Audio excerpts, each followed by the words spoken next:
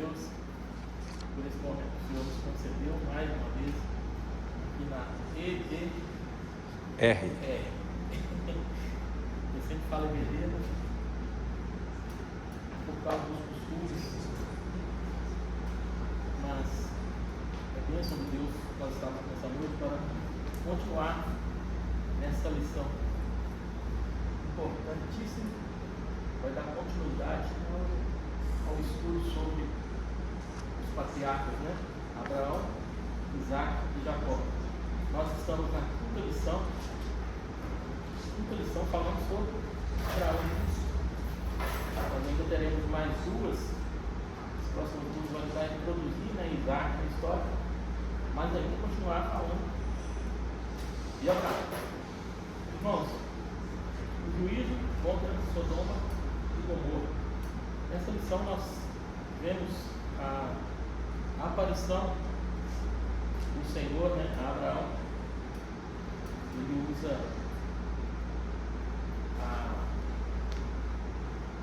ali a pessoa, né, na presença ali dos 3 anos que se encontram com Abraão ali, para mandar uma mensagem, 2 mensagens na verdade para sobre o cumprimento da promessa que Deus havia feito para ele, sobre o filho, né, e sobre esse juízo que ia acontecer sobre Sodoma e Gomorra. Essa teofania, que é essa maneira como Deus se manifestou ali a Abraão, essa, se a gente for olhar desde o início de Gênesis, essa é mais ou menos a terceira, né? Teofania é a palavra para exemplificar quando Deus se manifestava aos homens. E ele poderia se manifestar de várias maneiras, ou como uma aparição, como a pessoa de um anjo, ou por fenômenos naturais. A gente vê que isso aconteceu no Jardim do Éden, quando Adão, né, ouvia a voz de Deus. Nós ouvimos no capítulo 17 que quando o anjo do Senhor aparece para Agar também, logo depois dela ter sido afligida, né, por Sara, e ali o anjo do Senhor, essa teofania, essa aparição de Deus, ela aparece ali para também falar com Sara. Então é isso que nós vamos estudar nessa noite. O que aconteceu? Qual foi a mensagem que esse anjo do Senhor veio trazer para Abraão? Essa mensagem é de 2 partes. A visita do Senhor a Abraão. Primeiro ele trata, como eu falei, do cumprimento da promessa, né? E a segunda, a destruição de Sodoma e Gomorra, o juízo sobre Sodoma e Gomorra. A nossa introdução diz assim: nessa lição estudaremos Gênesis 18. O patriarca recebe a visita de 3 anos do Senhor que anuncia o nascimento de Isaac. A cena é marcada pela hospitalidade de Abraão, que serve com alegria aqueles visitantes celestiais. Contudo, entre boas novas, surge também uma revelação assustadora: a iminente destruição de Sodoma e Gomorra. Diante disso, destaca-se o coração intercessor de Abraão, que se coloca na brecha e intercede pelos justos que habitavam ali. Então nós vamos lá para o primeiro ponto. Os anjos visitam Abraão. Primeiro susto.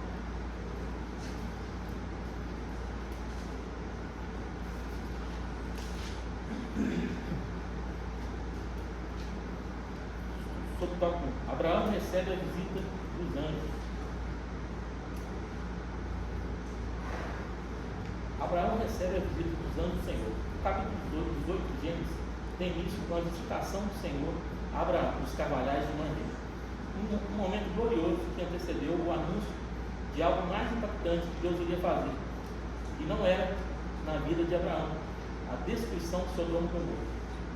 O texto bíblico diz que quando tinha aquecido o dia, tal fato indica que a visitação deu-se por volta do meio-dia, quando o calor é mais forte.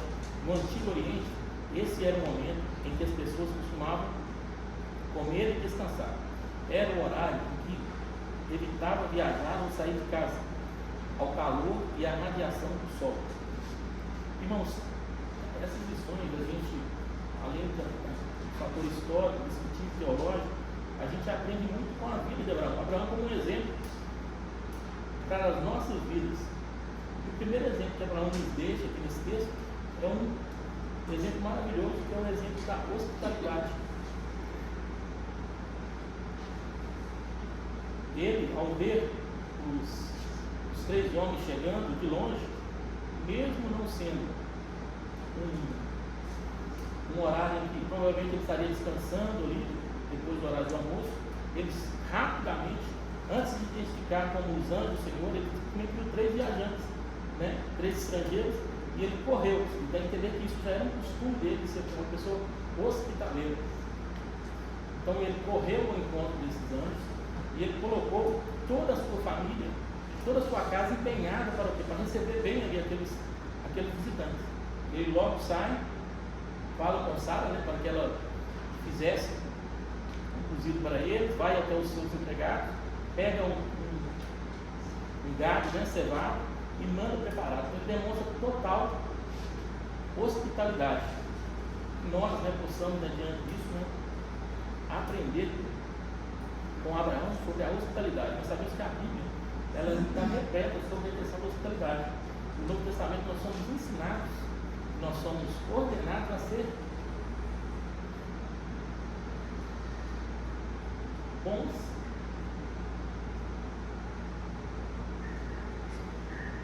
sermos hospitaleiros. Nós vemos na Bíblia que isso é um exemplo de liderança.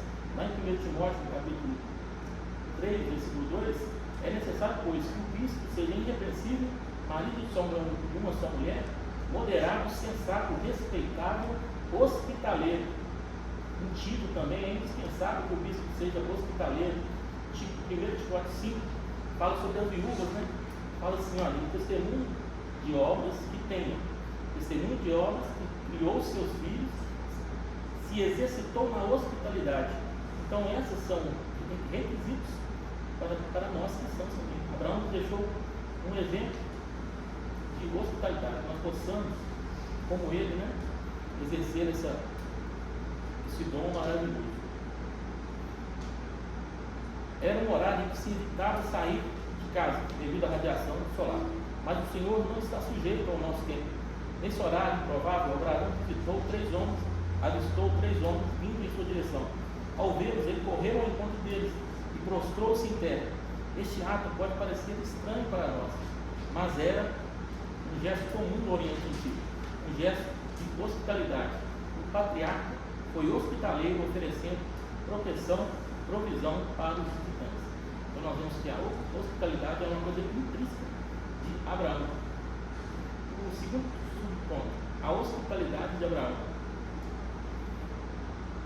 O patriarca vai até a tenda de Sara e pede que ela amasse o pão, e ele mesmo corre até o curral, escolhe um vitelo e ordena que seja preparado. Precisamos aprender com Abraão a arte da hospitalidade, algo que parece estar esquecido nos dias atuais. Ser bem recebido é muito bom, mas receber o próximo com hospitalidade é ainda muito melhor. O patriarca ofereceu o melhor aos visitantes. Enquanto estava ali desfrutando do alimento da hospitalidade, os homens perguntaram a Abraão: onde está Sara? Naquele tempo, as mulheres não eram vistas como quando homens desconhecidos que não pertenciam à família estavam presentes, mas certamente eles sabiam que ela estava escutando tudo à porta da tenda. Então os visitantes falam a Abraão: eis que Sara, tua mulher, terá um filho, né? Gênesis 18:10. Essa era a promessa aguardada por Abraão. Aqui, irmãos, nós vimos nas lições passadas sobre a promessa feita a Abraão, sobre a reafirmação da promessa, e nós vimos também o que Abraão tentando, né? Abraão e Sara tentando ajudar que essa promessa fosse cumprida, mas que trouxe desgosto, né? Trouxe erro para o seio da família.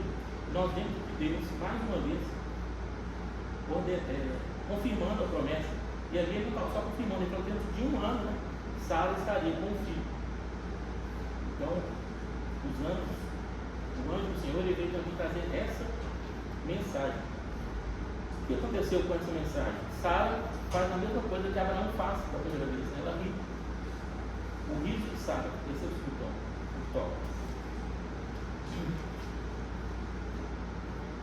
Ao ouvir que teria um filho, Sara riu. E não riu de Deus, mas certamente de sua condição física. Mas o Senhor lembra a Sara que não há nada demasiadamente difícil. Não há nada demasiadamente difícil para o Senhor. É interessante a gente fazer um paralelo, porque esse fato ele está relacionado também lá quando a gente lembra do nascimento do Senhor Jesus. Também havia uma mulher estéril, no caso de Sara, uma mulher estéril, e no caso lá de Maria, quando o anjo Gabriel veio falar com ela, havia uma mulher que questionava porque ela não, uma mulher virgem, né, que não conhecia homem. Então, como ela poderia também dar à luz? É engraçado que Sara, ela, com o ceticismo, às vezes a gente tenta falar, não, ela não cuidou, ela não. Mas a Bíblia ela não passa, né, uns panos para ninguém. Realmente dá-nos a entender que Sara, olhando para a sua condição, ela via aquela situação quase impossível. Tanto é que ela tentou fazer com que a promessa fosse cumprida de uma forma diferente, oferecendo antes, né, a sua escrava para Abraão. Então, olhando para as circunstâncias, era impossível aos olhos humanos. Uma mulher com mais de 90 anos, um marido por quase 100, como isso aos olhos humanos poderia acontecer? Mas a resposta que o anjo dá para Sara é muito parecida com a mesma resposta que o anjo Gabriel dá para Maria. Né? Acaso a coisa, né, impossível para Deus? E para Maria o anjo fala: para Deus nada é impossível, está em dúvida. Então nós possamos também, independente da situação que nós vivemos, as promessas do Senhor elas se cumprirão nas nossas vidas. Glória a Deus. Por mais que seja difícil, por mais que aos nossos olhos as coisas pareçam que não estão dando certo, mas Deus é fiel. A Bíblia nos recomenda assim: detenha firme a confissão da vossa esperança, porque fiel é aquele que prometeu. Deus nos diz isso, né? Deus conhece o coração e ele viu fé no coração de Sara, apesar da sua idade. O Eterno nos conhece bem, conhece as nossas fragilidades e as nossas quedas. No entanto, ele não desiste de nós. Apesar da nossa incredulidade, do nosso riso e da nossa dor. Depois de entregar a mensagem divina a Abraão, a Sara, o Senhor fala a respeito da destruição de Sodoma e Gomorra. Então, irmãos, Deus cumpre as suas promessas, por mais que aos nossos olhos possa parecer impossível. Amém? Amém. Os irmãos quiserem fazer alguma contribuição, se tiver alguma dúvida nesse primeiro ponto. Amém?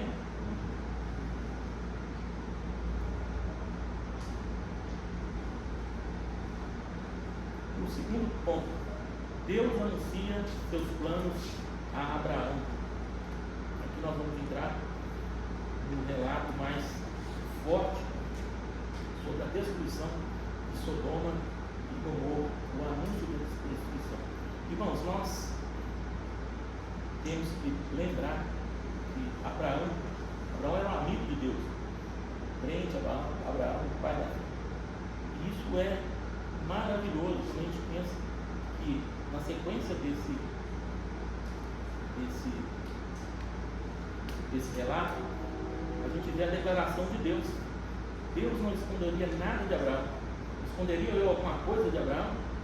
Por quê? Porque Abraão era amigo de Deus. E quando nós pensamos nisso, nós lembramos o que Jesus disse aos seus discípulos, né? Que agora ele chamava eles mais de servos, mais de amigos, porque o servo não conhece o íntimo do seu Senhor, mas um amigo conhece. Então nós somos, como Abraão, nós somos amigos do Senhor. O Senhor não esconde nada de nós. Ele nos revelou a sua palavra, nos revelou o seu plano maravilhoso de salvação. E nisso nós temos que ser gratos.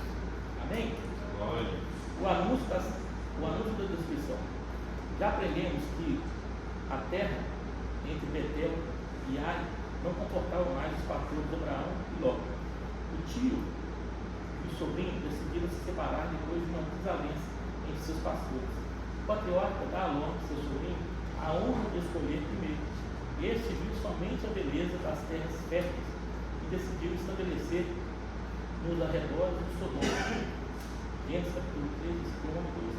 O que Ló não sabia era que habitantes de Sodoma e Gomorra eram maus e grandes pecadores contra o Senhor.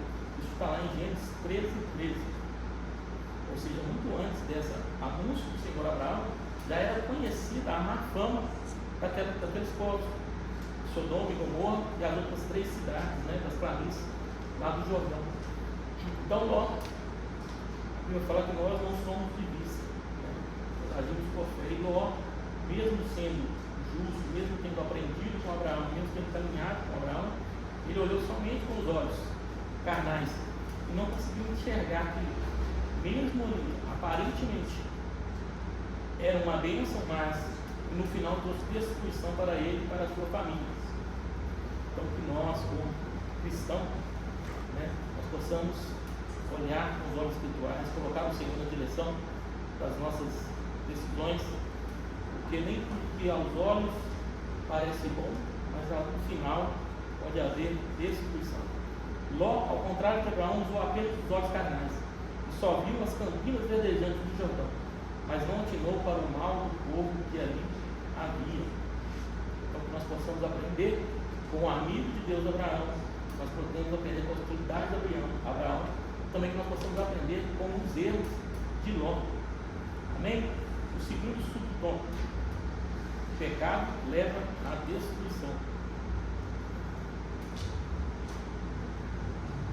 O texto de Gênesis 18 mostra que o Senhor revelou a Abraão seu plano de destruir Sodoma e Gomorra. O salmista ensina que Deus revela os seus planos para os fiéis. O problema é que muitas vezes não estamos dispostos a ouvir o Senhor. Fala em Salmo 25:14. Deus revela os seus planos aos fiéis. Deus revela os seus planos aos seus amigos. Deus revelou o seu plano para Abraão, a quem nós vimos domingo, né? A pregação que o pastor pregou, lembrar da mulher do Ló, praticamente ela explicou que os pecados que levaram à destruição de Sodoma e Gomorra. Praticamente foi a aula, o restante dessa lição praticamente foi pregado no domingo passado. Mas nós vamos falar alguma coisa aqui. O pecado de Sodoma e Gomorra era imenso. O Senhor não podia mais suportar a iniquidade daquele lugar. Deus é santo e não tolera a iniquidade, embora tenha misericórdia do pecador. Então o Eterno toma a seguinte decisão: descerei agora e verei se com efeito tem praticado segundo este clamor que é vindo a mim, e se não, saberei. Gênesis 18, 21. Essa declaração, irmãos, Deus fez a Abraão. É engraçado a gente pensar que Deus precisou de descer para ver, né? Por que Deus precisou descer para ver o pecado? Se ele não é onisciente, não sabe todas as coisas? E eu fiquei, Deus é poderoso, Deus sabe por que ele precisou descer? Aí eu estava analisando a sequência dessa leitura, e quando a gente vê essa narração desse texto, nós vemos que Deus, ele não estava ali só dando juízo para Sodoma e Gomorra. A Bíblia fala que Deus não esconderia nada de Abraão, porque ele seria o pai, né, de uma grande nação. Deus fala o seguinte, que ele teria que guiar o seu povo na justiça e no reto juízo. A gente vê que essa parte da leitura do capítulo 18 e 19, ele tem ali quase um tratado jurídico. E era isso que Abraão queria passar. Abraão queria ensinar que ele não julga apressadamente. Ele não toma uma decisão sem olhar todos os lados. Aí você diz, não, mas irmão, mas ele é Deus, sim. Aí a gente usa a ferramenta, né, a ferramenta exegética do antropomorfismo. Deus se colocou ali como uma percepção humana para que nós humanos pudéssemos aprender que ele iria julgar, não com rapidez, mas fazendo uma análise de tudo. Quando a gente ouve falar que o clamor subiu, o clamor era de quem? Nós vamos falar sobre os pecados, sobre o Gomorra. Esse clamor aqui ele significa grito de agonia, grito do oprimido. O clamor que chegou ao Senhor era o grito daqueles que não recebiam hospitalidade sobre o Gomorra, daqueles que foram oprimidos por ele. Esse clamor, né, que está nesse texto. Então, Deus fala que vai descer e vai ver. Mas a sentença dele já estava. Deus já sabia. Só que ele queria mostrar para Abraão, ele queria dar um exemplo para Abraão de como a justiça ela deve ser feita, né? Sem olhando todos os lados, nunca uma sentença injusta ou uma sentença sem justiça.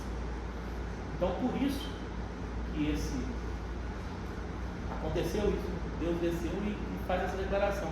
Eu vou ver se é verdade mesmo. Aos nossos olhos, né, quando a gente olha e pensa no Deus Todo-Poderoso, a gente vê mais uma vez a maravilhosa ação de Deus na vida de Abraão. Deus estava instruindo ele como agir segundo a reta justiça. Por isso, ele, além dele dar a opção, né, de Abraão agir como advogado de defesa, como intercessor, ele ainda vai e age com justiça. E ali confirmando os pecados terríveis daquela cidade.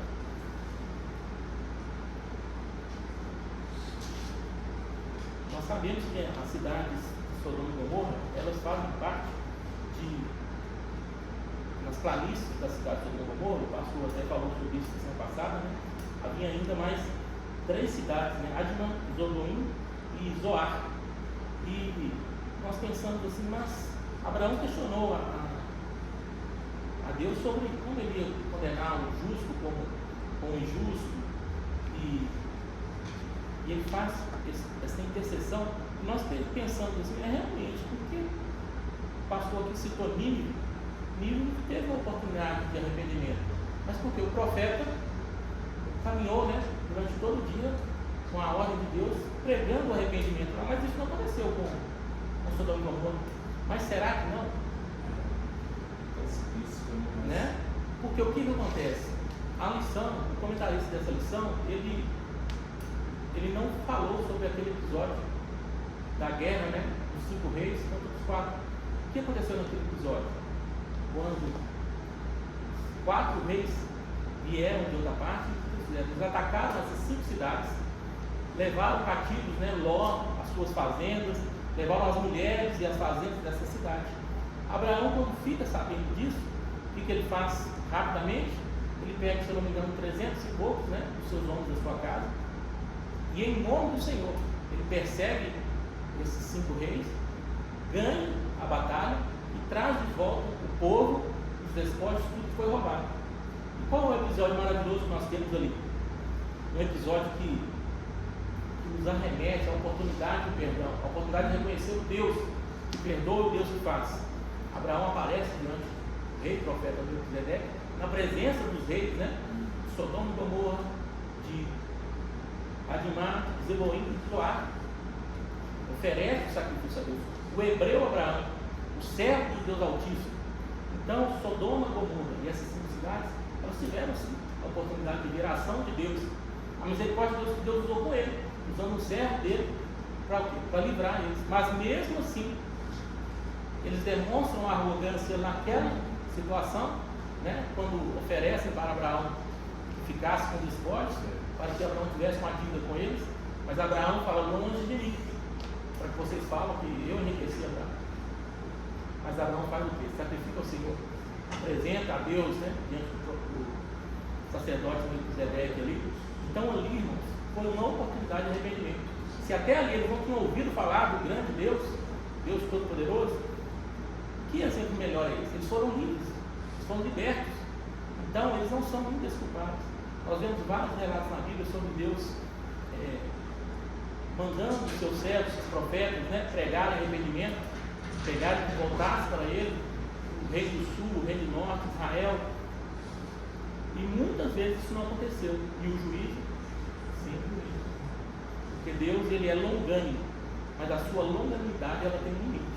E é isso, é uma das lições que nós estamos aprendendo essa noite, nós aprendemos com a história de Sodoma e Gomorra. Vamos lá então, terceiro ponto, a intercessão.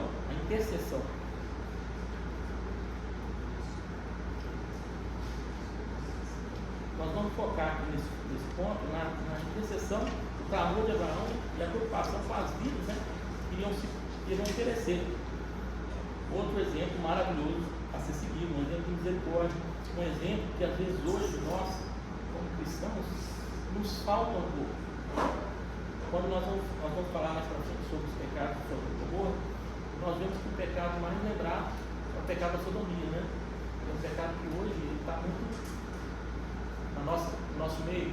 Hoje ele é normalizado, né? E os nossos olhos em relação a isso dizem muito qual o tipo de cristão que a gente é. Se a gente só julga, se a gente só condena, ou se a gente está no lugar de Abraão, intercessor.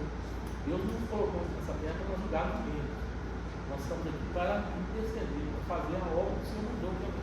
Pegar o Evangelho da Paz, o Evangelho do Arrependimento, o julgamento, a condenação, o juízo é de Deus. Amém? Vamos lá então para a intercessão de Abraão. A decisão já estava tomada, mas Deus revela ao seu servo o juízo que estava por vir. Diante do que o Senhor faria, Abraão coloca-se na posição de intercessor. Ele suplica a favor do Senhor pelos habitantes das cidades que eram justos, que seriam destruídos juntamente com eles. Abraão roga a Deus para que ele tenha misericórdia e poupe os justos das cidades. Tal atitude revela o coração justo e bom do patriarca. Ele foi intercessor, pediu com compaixão e misericórdia a graça de Deus em favor dos inocentes. Os irmãos acham que Abraão pediu só em favor dos inocentes? A visão dele, quando ele intercede, ele começa falando com Deus, tocando aqui na justiça de Deus. O Senhor condenará o justo com o ímpio, perecerá. Mas nos argumentos dele fala, se tiver 50, você vai destruir toda a cidade. A gente vê que Abraão intercede por todos. A gente pode discutir se Abraão estava pensando em Ló, na sua família. Eu acho que não só, porque a família de Ló era Ló, esposa, 2 filhas. A tradição rabínica vai falar que ele tinha mais 2, com os 2 genros e ele dá 8, né? Com os 4 genros. Só que isso é uma tradição judaica. A Bíblia fala que ele tinha 2 filhas. Jó estava intercedendo por toda a cidade. Um exemplo dessa que a gente pode usar como esse pensamento é o próprio fato que quando Ló foi, ele não resgatou só Ló na guerra, né? Quando ele foi resgatar, ele resgatou todas as mulheres, todos os despojos, não ficou com nada. Então Abraão, com certeza, ele intercedeu por todos. E um outro detalhe interessante na intercessão de Abraão, o pastor já disse muito bem, pergunta-se 50, depois 45, depois 30, depois 20, e no final 10. Aí eu estava um pouco pensativo sobre esse número 10, né? Por que ele parou nos 10, né? Será que ele considerou Jó, a esposa, as 2 filhas, os 2 genros? O pastor falou, né? Não, deve ter mais uns 4 lá. Mas é interessante, quando eu estudo principalmente essa questão do Antigo Testamento, tem uma fonte boa que a gente pode pegar, não como fonte de fé, mas como fonte histórica e pesquisa, para a gente ver o entendimento para que esse leitor inicial foi feito. Para quem que era o leitor inicial? Eram os judeus. E a tradição judaica fala que uma coisa interessante que eu não tinha para pensar. Abraão, quando ele para nos 10, ele estava em mente lá a destruição do mundo, né? Na ocasião da Arca de Noé. Porque ali só tinha quem? Noé, a esposa, os 3 filhos e as 3 esposas, 8. Né? Aí a tradição judaica diz o seguinte, que Abraão parou nos 10 porque ele pensou assim, Deus não destruiu, Deus destruiu toda a humanidade por causa de 8. Por 8. Ele não ia deixar de destruir a cidade por causa de 3. A gente fala que ele para ali. Né? Essa é uma interpretação judaica, tá, irmãos? Rabino. Mas é interessante, faz sentido. E ele falou assim: não vai adiantar interceder mais, porque se Deus, se tiver 8 lá, tiver 9, aí ele para ali nos 10. Eu achei interessante essa visão. O Senhor enviou. A iniquidade da cidade de Sodoma e Gomorra era tão grande que deu origem ao termo sodomita, uma referência aos moradores da cidade. Como eu falei, às vezes a gente é lembrado, até na cultura popular, ao longo da história, mais do pecado da sodomia, que é o pecado homossexual, literalmente direcionado aos homens, né? O homossexualismo masculino. Mas nós sabemos que os pecados de Sodoma e Gomorra, eles estavam muito além disso. Quando Deus fala com Abraão que ia destruir a cidade, não era só esse o pecado, mas como nós vimos no domingo passado, o pastor muito bem explicou. Que maravilha. Só porque eu estou nervoso, o telefone está grave, né? Só um minutinho.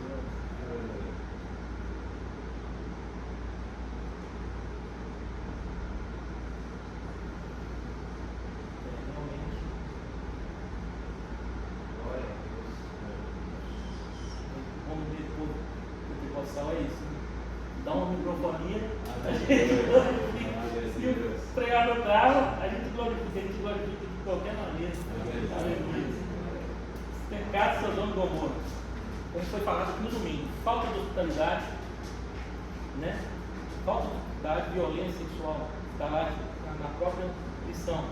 Eles queriam, né, pegar os visitantes, a soberba, a gula, a omissão com os pobres.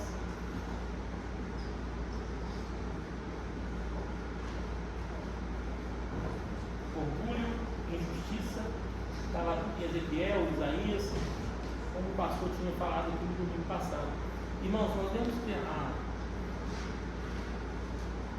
a obstinidade desse povo para cometer o erro era tão grande que às vezes, quando nós lemos o texto, nós deixamos passar alguns pequenos detalhes.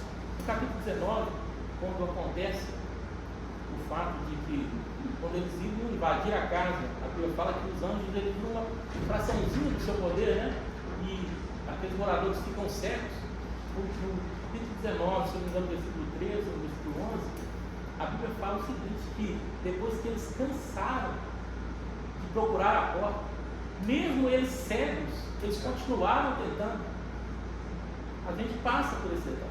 A Bíblia fala assim: ó, depois que eles cansaram de procurar a porta, quer dizer que mesmo vendo uma ação sobrenatural para impedir que eles fizessem aquilo, eles continuaram tentando. A Bíblia fala que eles cansaram de procurar as portas, aí logo saem, né, para procurar os seus genros, e aí também a gente vai seguir com o segmento do texto.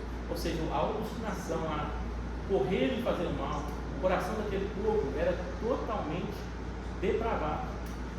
Então, ali a gente entende até o limite da longanimidade de Deus, né? Eles abusaram da misericórdia do Senhor, e nós sabemos que não vai ser diferente. Não é à toa que é usado como exemplo, Jesus usa como exemplo a questão de Sodoma e Gomorra, né? Lembrados da mulher de Ló. A gente vê que vários textos lembram da impiedade do povo de Sodoma e Gomorra, comparando às vezes o povo da situação. Os profetas comparavam o povo da situação atual que estava vivendo. Vocês são como Sodoma e Gomorra, né? E usavam Sodoma como exemplo. Foi exemplo naquela época e é exemplo para nós hoje, para que nós, para que o mundo, para que nós como igreja nunca caiamos, né, nesse pecado, na resistência da palavra de arrependimento. Amém? Amém. Deus possa nos abençoar, possa nos dar corações que ouvem a voz do Senhor e se arrependam do mal.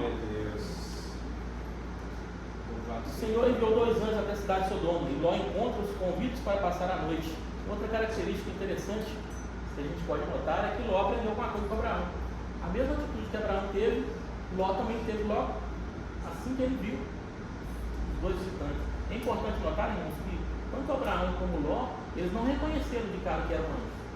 A Bíblia fala que aparecem 3 homens.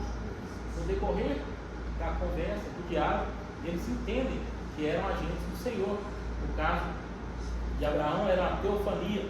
Tem alguns teólogos que já usam a expressão cristofania, né? Que é a aparição de Cristo ali, que é o próprio anjo do Senhor, ele é mencionado como o Senhor, a aparição dele no Antigo Testamento. Então Ló faz o quê? É tempo diferente. Abraão era no meio do dia, Abraão oferece para lavar os pés dele, para que ele descanse, para ele come. Ló oferece a ele o quê? Comida, hospitalidade e descanso. Mesmo porque Ló, a Bíblia fala que Ló estava sentado à porta da cidade. É entendido, irmãos, que naquela cultura antiga, Ló era juiz em Sodoma e Gomorra. Talvez ele tenha, possivelmente ele tenha conquistado isso com a vitória de Abraão, né? E pela intercessão de Abraão, ele foi ali juiz. Mas, nossa, agora eu estou vendo, já está acabando. Ló aprendeu com Abraão alguma coisa. Ló tinha qualidades boas, né? Ele era nós podemos considerar que nós temos ali vários tipos de cristão, né? Abraão, nós temos o cristão Ló, nós temos o cristão, a mulher de Ló, as filhas de Ló, né? Todos eles vão passar para nós qualidades, defeitos que nós possamos aprender e uns que nós podemos esquecer de seguir. Mas vamos lá. Ló aproveita a situação. Ló não consente com tal coisa e oferece. Desculpe, irmão, vou retornar aí por aqui. O Senhor enviou 2 anos na cidade de Sodoma e Gomorra, e lá Ló encontra convites para passar a noite em sua casa. Porém, o homem de Sodoma e Gomorra eram tão perversos e convictos que queriam cercar a casa e exigiram que os visitantes fossem levados para fora. Ló não consente com tal coisa e oferece as suas filhas com a intenção de proteger os visitantes. Outro ponto interessante, irmãos. Quando a Bíblia descreve, não quer dizer que ela aprova. Isso que Ló fez, era coisa da época, não. Ló, como um homem temente a Deus, nós, como pessoas tementes a Deus, a primeira coisa que nós fazemos é defender a nossa família, né? A gente pode falar assim, não, mas era coisa do tempo, não. O João falou aqui na lição que ele falou e disse muito bem que Deus não se contextualiza com o mundo, independente da época. Então Ló falhou aqui. Momento de desespero. Querendo fazer o bem, não há justificativa para fazer o mal. Então nós também possamos aprender isso. Às vezes muitas pessoas questionam, mas como assim ele oferecer as filhas? Porque as pessoas entendem que parecia que seria uma coisa. Não. Eu gostei da palavra do João. Deus não se contextualiza com a época. Ele é sempre santo, ele é sempre justo, para que nós possamos aprender também. Ló aproveita a situação e foge com sua mulher e suas filhas. Deus aguarda a saída de Ló e a sua família e destrói Sodoma e Gomorra com uma chuva de enxofre e fogo. Essas cidades tornaram-se símbolo de advertência divina contra a maldade. Até os dias atuais, essas cidades nunca mais foram novamente erguidas ou habitadas. O solo da região é improdutivo devido à grande quantidade de enxofre. O pastor deve ter ido lá, se eu não me engano, o sítio arqueológico mais até o alto, se eu não me engano, sei que tem 2 sítios arqueológicos que eles falam, que pode ser, e a planície está do mesmo maneira, inabitável. Nós temos um fogo fósforo assim, um enxofre que pega fogo até hoje. Eu fiz uma pesquisa sobre possíveis citações fora comentaristas bíblicos. Tem 2 historiadores, Estravão e Tácito, que eles falam da situação deplorável que aquela terra ficou. Ainda que eles não citam como uma ação divina, mas eles fazem o mesmo comentário que a Bíblia faz, o mesmo comentário que Flávio José, que é um historiador contemporâneo de Jesus, que fala da devastação que ficou aquela cidade. A nossa arqueologia moderna, a ciência moderna, ela tenta camuflar a ação de Deus, falando que possivelmente ele foi meteoros que caiu, né? Por que eles falam isso? Foi achado lá vidro, cerâmica vitrificada. A cerâmica virou vidro. E para isso acontecer, não existe com exceção da bomba atômica, não existe nenhuma outra ação humana que possa, essa vitrificação pode acontecer, que não seja uma ação de uma bomba atômica, porque isso eles encontraram lá em Hiroshima e Nagasaki, quando foi destruída as duas bombas lá, e também um episódio recente na Rússia, onde um meteoro caiu, a temperatura passou dos 2 mil graus Celsius, e aí houve a vitrificação. Então a ciência tenta explicar aquela devastação como uma questão meteoro, né? Na visão de quem viu fogo e enxofre cair do céu. Deus pode realmente ter usado o meteoro. Caiu, a salinização do mar, né? Voou sobre toda aquela região. A terra pode ter se aberto, porque é um sistema terrível. Então a gente sabe que Abraão vê de longe e olha fumaça e fogo. Né? Ele vê um relato de devastação. Então eu trouxe essas informações só para contribuir um pouco com o relato. A destruição de Sodoma e Gomorra. Deus é fogo consumidor. Depois da destruição da humanidade, na época de Noé, por causa da corrupção geral do ser humano, a destruição de Sodoma e Gomorra nas campinas do Jordão foi o fato mais marcante e trouxe a referência e alerta da parte de Deus para toda a humanidade. Não podemos nos esquecer de que o eterno amor, o eterno é amor, mas também a gente diz que ele é fogo consumidor, pelo que tendo recebido um reino que não pode ser abalado, retenhamos a graça, pelo qual servimos a Deus, agradavelmente, com reverência e piedade, porque o nosso Deus é fogo consumidor. Está lá em Hebreus capítulo 12, versículo 28 e 29. Uma catástrofe sem igual. Subponto 2. Não sabemos quantas pessoas habitavam na cidade de Sodoma e Gomorra. Provavelmente havia um número elevado de habitantes. Mas o exemplo que ocorreu no dilúvio, quando somente Noé e sua família, 8 pessoas sobreviveram à destruição, também poucas pessoas foram salvas. Ló, sua esposa e suas filhas. Os genros de Ló zombavam dele quando ele os advertiu. Essa passagem dos genros, vamos a entender, primeiramente, que eles eram da cidade. E quando Ló falou com eles, eles acharam que ele estava brincando. Eles não levaram a sério a advertência de Deus.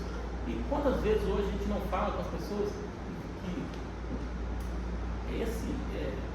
o juízo, ele é certo e as pessoas não vão. Né? Infelizmente, nós, no meio da igreja, nós vivemos como se o juízo fosse uma história da carrochinha.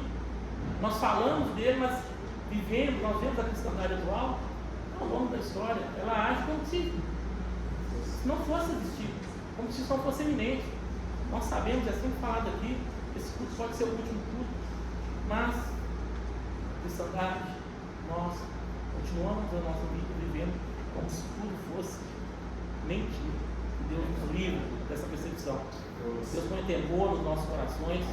Amém? E cada dia a misericórdia do Senhor, nós precisamos falar, né? Deus tem misericórdia. Nós sabemos que a misericórdia do Senhor, ela está aí. Basta nós reconhecermos a misericórdia dele. Transformada em estátua de sal. Infelizmente, a esposa de Ló não seguiu a orientação dos anjos para não olhar para trás. Ela olhou, talvez para ver as cidades queimando, e ficou convertida numa estátua de sal. Provavelmente, irmãos, quando a Bíblia relata que ela olhou, não foi simplesmente uma olhadinha para trás. O coração dela estava lá. Como os genros não queriam sair, ela também, né? O coração dela estava lá. Porque a gente está falando de justiça de Deus. A gente está falando de um Deus justo, um Deus que não trata com injustiça. E aos nossos olhos é claro que a nossa justiça ela é trata de imundícia diante de Deus. Mas não parece justo uma olhada, né? O simples fato de olhar. Porque até correndo, caindo, você cai e você olha para trás. Não é essa a questão. Ela olhou para trás porque o coração dela estava lá. Deus nos livre desse mal. Amém. Lembremos que a esposa de Ló não foi alcançada pelo fogo, mas pereceu pela desobediência de olhar para trás. Como servos de Deus, não devemos olhar para trás, mas para as coisas que são de cima. Está lá em Colossenses, né? 3, 1 e 2. Portanto, se fostes ressuscitados com Cristo, buscai as coisas que são de cima, onde Cristo está sentado à destra de Deus. Pensai nas coisas que são de cima e não nas que são da terra. Amém? Meus queridos irmãos, o horário que já passou. Deus possa abençoar. Nós, como conclusão, nós possamos saber que Deus é bom, que a sua misericórdia dura para sempre, mas que Ele é justo juiz e não tem culpado por inocente. Amém? Esse é o maior exemplo que a história, essa segunda parte da mensagem do anjo veio trazer a Abraão, que aprendemos com Abraão, nosso pai na fé. Amém? Perdoa.